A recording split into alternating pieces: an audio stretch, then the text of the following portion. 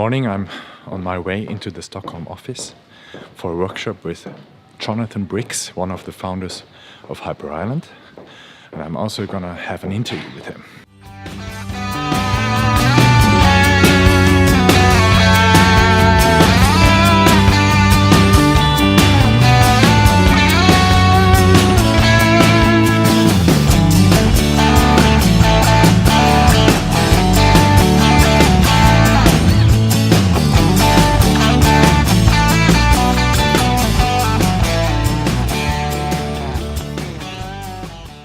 That's a really hard, quite famous movie.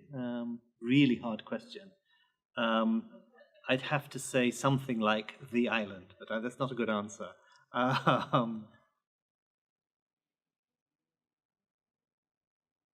Probably Beauty and the Beast. Beauty and the Beast, great. What role would your role be? Probably the clock. You know, the little clock that runs around, telling the time. What was digital disruption when you started Hyper Island? You know, 1997. Digital disruption was computing merging with television, merging with telecommunications. So we suddenly saw the possibility that television was going to become much more intelligent and personalization was possible and many more channels. At the same time, there was a telephone revolution. And so when we started, that was the starting point, was the coming together of these completely separate industries. And we have to realize that up until that point, they had been completely separate. And I know that in my university teaching in the UK around that time, I was beginning to teach the ideas around desktop television, that people were going to be able to make their own television shows and whatever. And that was quite revolutionary. I think that we were also beginning to see marketing changing. And so when we first started Hyper Island, marketing change was a big part of that. Looking for new ways of doing advertising, looking for new ways of communicating with people. And I suppose the third piece was the sort of starting points of online communities, social networks. That was also beginning to become a thing. So those are some of the seeds that got planted around that time. How will the labor market be disrupted during the next 5 years through digital? So I think I'm one of these people who believes that we are going to see masses of change, and we're not prepared for it at all. I've just supervised a project in Singapore for a Filipino student who has been looking at the BPO industry, the business process outsourcing industry.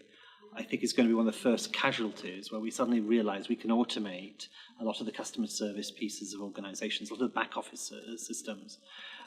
So I think we're going to see a tsunami of change in jobs. And I think most people think that they're going to be immune from that. Having worked with banks, having worked with insurance companies, you can just see that there's a sort of middle staff who currently are doing things like approving loans. And they're all going to be swept away because all of that's going to get automated. What does this mean for education? So I think the first thing is that education has a new responsibility to help people cope. I think that giving people transferable skills, problem-solving skills, letting them be more entrepreneurial, a lot of the things that we do at Hyper Island, I think that's going to be absolutely essential. But we're also going to be disrupted ourselves. We're going to find new ways of supporting learners.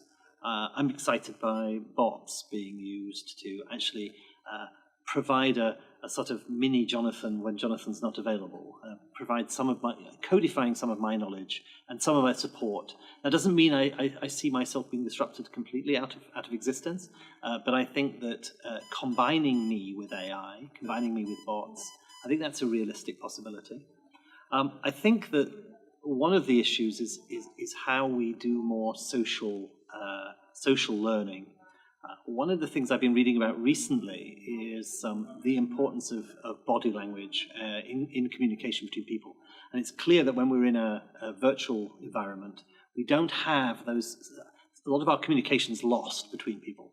And I suspect that when we're learning, a lot of those cues, a lot of the things that mentors or coaches or teachers give off are really important to the way learning happens.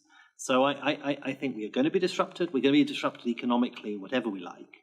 But we need to be thinking about how, A, we change our curriculum to make it more relevant, and B, how we use the tools to enhance the learning experience, because that's going to be key. Have you subscribed to my channel? Not yet. I will do. After today, of course, I will, yes. Thank you. All right.